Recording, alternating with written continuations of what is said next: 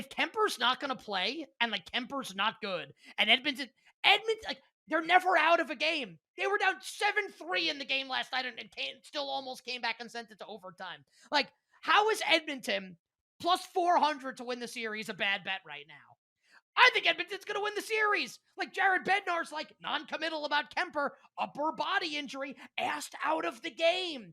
I would be pretty surprised if Kuemper played tomorrow night. We'll see about after that. I don't know. I'm definitely betting Edmonton in game number 2 also. So curious, anyone, Ken, Bill, any thoughts on rest of the series here or game 2 with Edmonton and Colorado?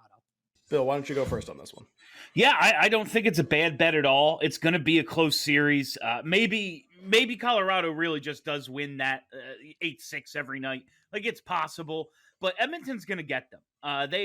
It's just going to be too high variable of a series.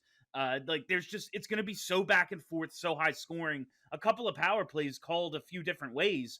Edmonton's going to win these high scoring games. So when it comes down, if it's a 6-7 game series, they could absolutely come away with it, especially with a backup coming in now. Mike Smith could turn back into good Mike Smith tomorrow.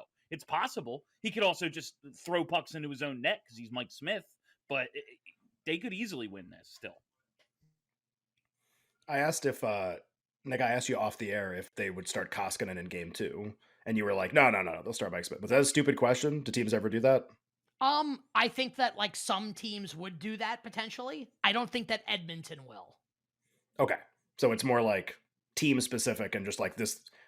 I guess Mike Smith is like more thought of highly than I think listening to you guys talk about him, basically. That's like kind of how I guess that's where I kind of got it wrong. Well, I'd be curious about that too. I kind of think they tipped their hand already a little bit. I just don't think it's going to happen. I mean, they could have pulled him after game 1 of the Calgary series and he played the whole series. Like, I think he's their guy, like for better or worse, unless they're down like 3-0 and he's giving up 8 goals in every game. And then I think you'd see Koskinen. That's my thought.